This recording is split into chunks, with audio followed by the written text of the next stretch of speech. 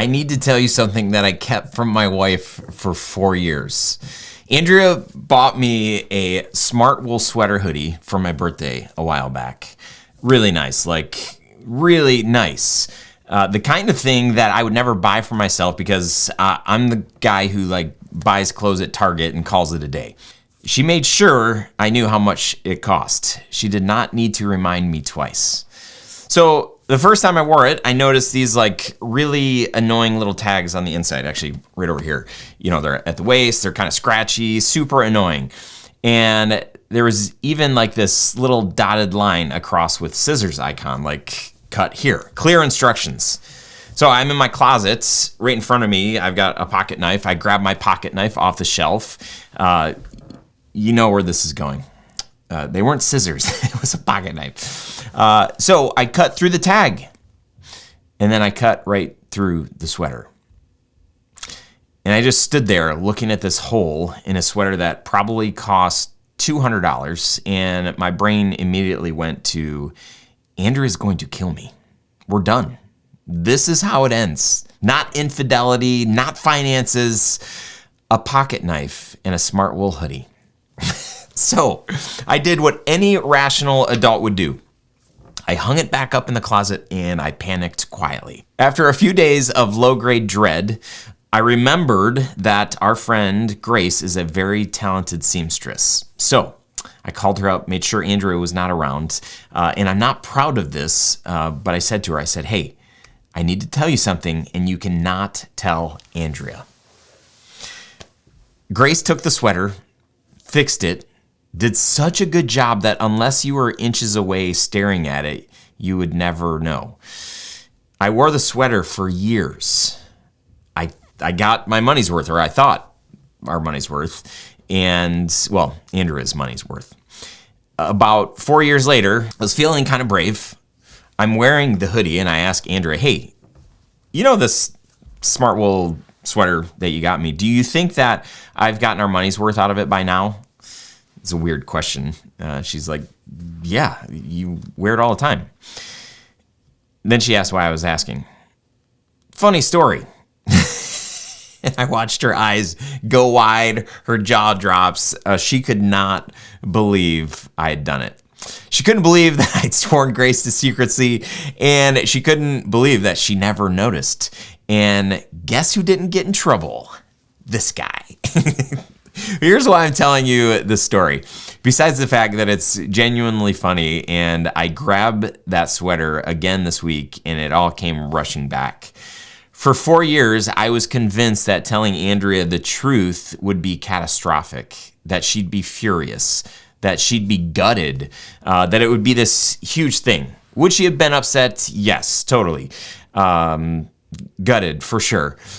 Would we have gotten over it? Yeah. Was she going to divorce me over it? Probably not. But I never actually asked myself the question, what's the worst that could happen? I just assumed the worst and I acted accordingly for 4 years. I do this in business too, or I used to. The first time I launched my Mastermind, I almost didn't. I was at the tail end of this in-person event that I had hosted at our studio. Business owners from all over the country, all over the world. It was the last morning of the summit. Everyone was getting ready to wrap up and head home. I was sharing the last few thoughts at the event, and I had this idea. This mastermind that I had been building in my head for months of wanting to do, that I knew I should pitch to the room. But I chickened out. Too many questions that I was trying to figure out the whole thing. Would people even be interested? Was the price too high? What was the right price? Was I the right person to lead this thing? So I decided that I wasn't going to mention it that morning. I would just close out the event and figure it out later.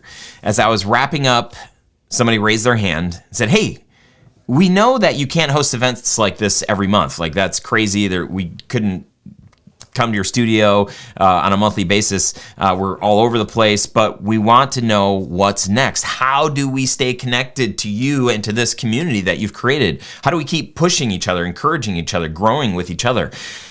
And in that moment, my stomach dropped. In the best way, I very, very hesitantly started describing what the mastermind would look like. I was making it up as I went, loose ideas, which was like so opposite of what I normally would do, where I'd want to have it all figured out, the price point, the length, how long we would meet for, how many people, all of those things. 10 minutes earlier, I decided that I wasn't going to do this. And so here I am sharing this. And when someone asked how much it was going to cost, I gave them the number the way that you tell someone that you backed into the car, sheepishly bracing for impact.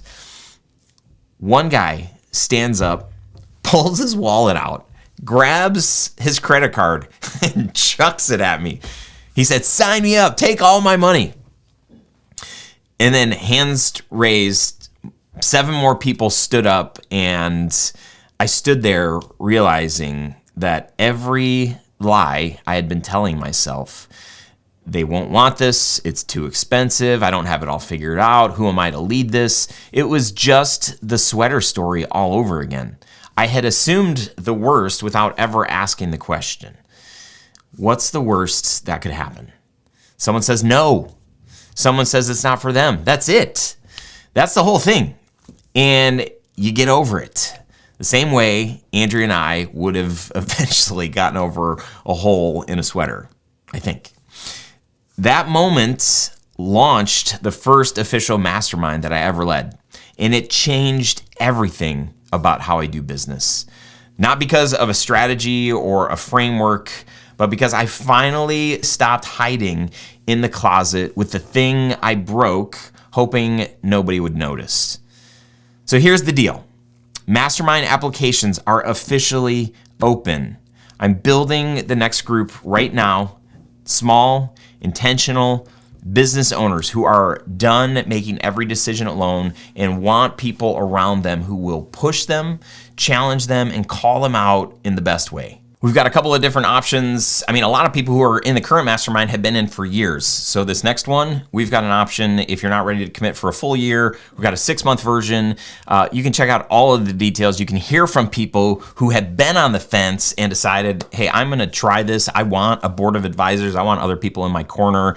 So if you go to mastermind.ryancoral.com, you can watch a video where there's all these people talking about their experience, and I did not pay them or force them to say all these great things about me and about their experience in the mastermind. So check that out. If this was fun, you like this, you want more stuff like this, hit the like button. You can subscribe, leave me a comment if you have questions about the mastermind. But I'm grateful that you're here. Thank you so much for watching and spending this time with me, and thank you for letting me share my ridiculous story. But I hope it inspires you, and I hope it helps you to keep growing the thing that you are trying to grow so that you can make a bigger impact in the world.